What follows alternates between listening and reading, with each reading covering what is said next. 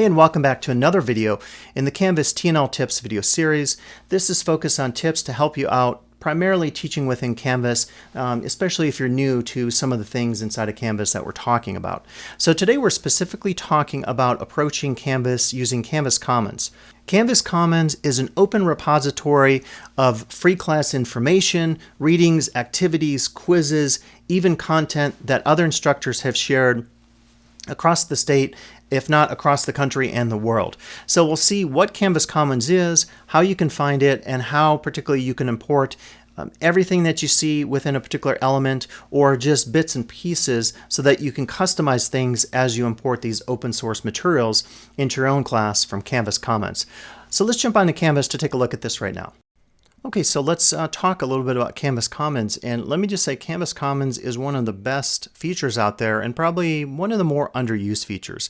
To access Canvas Commons, you'll log onto your class, and on your navigation menu to the left, you'll see it near the bottom, and it has that really distinctive icon with the arrow and the half circle. So you click on Canvas Commons, and what Canvas Commons is a repository of all these free items, modules, course content, quizzes, entire classes, you name it. And I like to mention that when we first moved into COVID teaching, this was around about 80,000 results, and look at it now, 200,000. Almost tripled in size. It's really crazy how many resources are there, and I think that's acknowledgement of instructors trying to help each other out. So this is a repository of open content. You can go in and find any topic, and once you find that topic or bit of content or entire class, you could bring that into your own class. And I want to mention that it's kind of cool that they have included guides here about how to use Canvas Commons. So anytime you need that, all you have to do is click on that, and this gives you everything that is specific to Canvas Commons. You can also find a link to that on my PDF that includes this video link. So the other thing to note is that the type of content is always going to be indicated by the icon. A full course has like a book logo, a video has a very clear video logo, and so forth. So it's really good to know that, because going into it, you can really filter whether something is a quiz in red, a module in green, and all these icons are fairly standard, right? Like they kind of make sense in terms of what they represent, and the color coding also helps. So kudos to Canvas and Canvas Commons for really doing this level of detail and organization with the colored icons. You can also filter at the top, and I recommend you use these. So if you click on latest, you can change that to most relevant. You can change that to most downloaded and most favorited. So if it's something very popular, it doesn't mean it'll always be great, but it could be pretty good. So you can choose that. I'm just going to leave it on latest. I just like to have it there. And then I can choose my filter. So the filter is, this is not necessarily, let's see, I'm kind of curious, only LTCC approved resources. It looks like those are some of our resources that we've created. So, I think that's going to be pretty limiting. I would not check that. But you can only view certain types if you like. So you could just view the videos.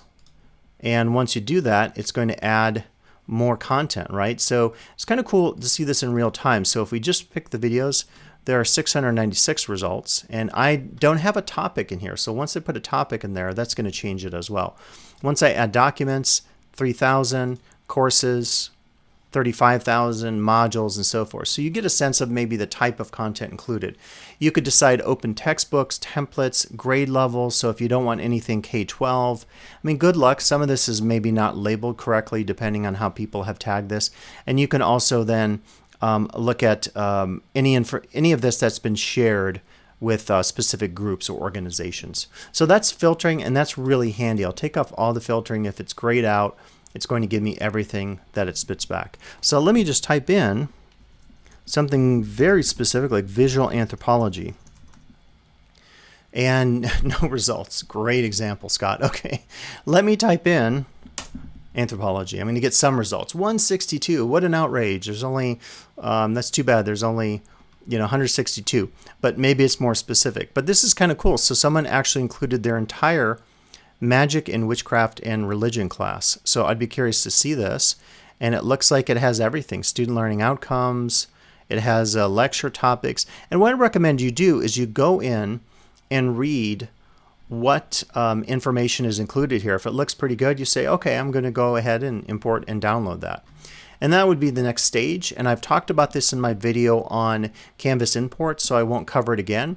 But over here, you could do a copy of the resource link for future viewing. You could add it to your favorites, which would be back up at the top here when you log on, or you could import it right now. If you import it right now, you need to put it in one of your classes. Once you do that, it loads it into the class. You can then go in and do updates and edit that and so forth, but it's very easy to use Canvas Commons in this sense once you've narrowed things down by a term. So go ahead and do that, and then look for your content and bring in the content that you want based on the information that you see. And again, 200,000 sources out there, resources, is pretty darn good, so you should be able to find something in this whole world of these open resources.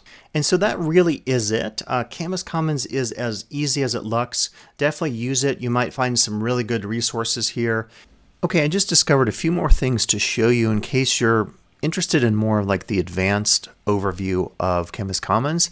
So one thing to point out is anytime you're within your content inside of Canvas, you can access your favorites and incorporate them inside of that content. So for example, I'm in my discussion boards and I don't have any, but if I have some Commons favorites, I would click here and these will appear here. As it says, I don't have those available, so they're not there. But to go back to Canvas Commons, you can see it's very easy to do this for any type of content. Keep in mind that Commons is organized at these icon levels. A video here, a quiz here. We don't have any discussions, modules here, documents here, or files, and so forth.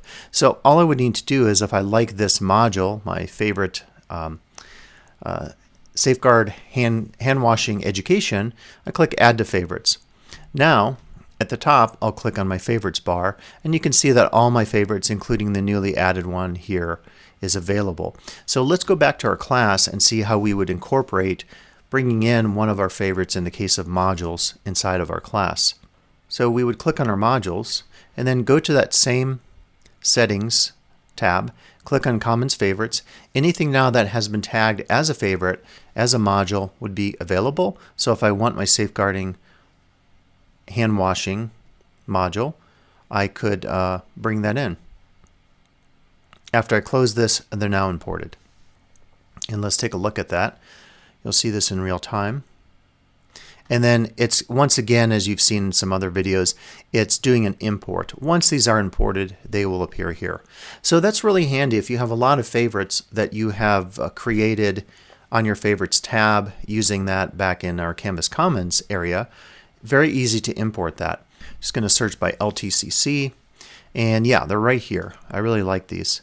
And I think this is from Delta College. It has an introduction on how to use them. And what you would do, again, is you could favorite this. It's already favorited.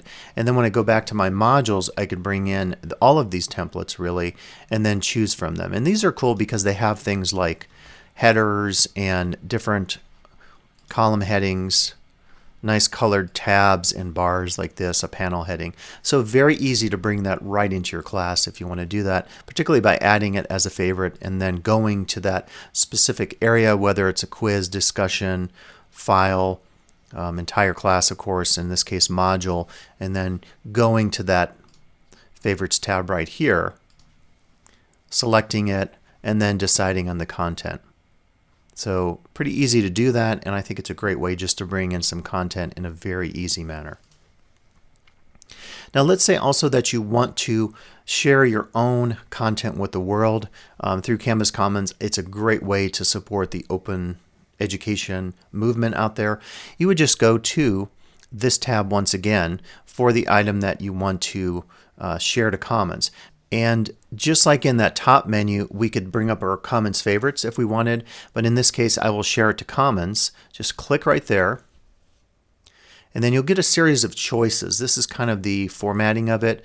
Is it an update to a previously shared resource? So if you're updating an old resource, who can use it? Just you, all of LTCC, selected groups, or the public.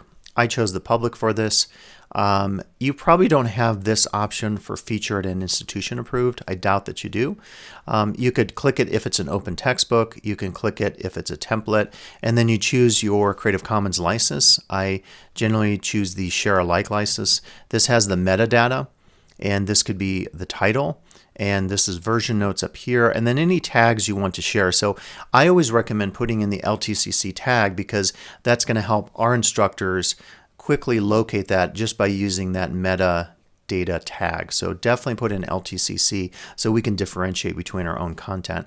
And then I added an image here. It's just like anything else. You probably want an evocative image.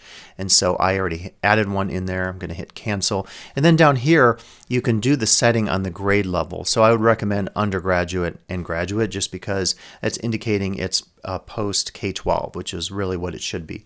When I'm done with that, I'm not going to do this. I would hit update, and then that becomes part of Canvas Commons. And just to show you what that looks like, it's no different than the other content. I actually have it on my favorites, I believe. It's right here.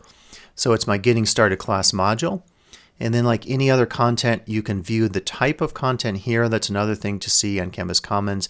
If I just want the quizzes to look at, I'll just view those. If I just want the modules, I'll view that. When I'm ready to import all of this into my class, hit import/download, and then that gets brought into the class. You can also copy the resource link, and if I do that, let me just lower my browser here.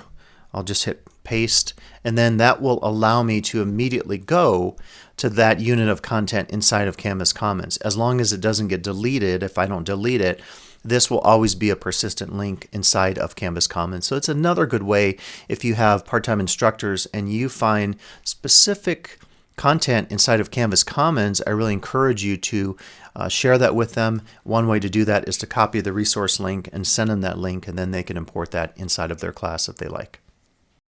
Okay, that'll be it today here talking about the value of using Canvas Commons. I think it's a great repository for information. I've loaded some stuff in there that you can certainly use with syllabus elements and course design elements. Hopefully you can find some stuff for your own discipline and your own content as well. As always, if questions come up about Canvas or Canvas Commons, reach out to me. We'll set up a time to Zoom, and I'll be back with additional videos in this series shortly.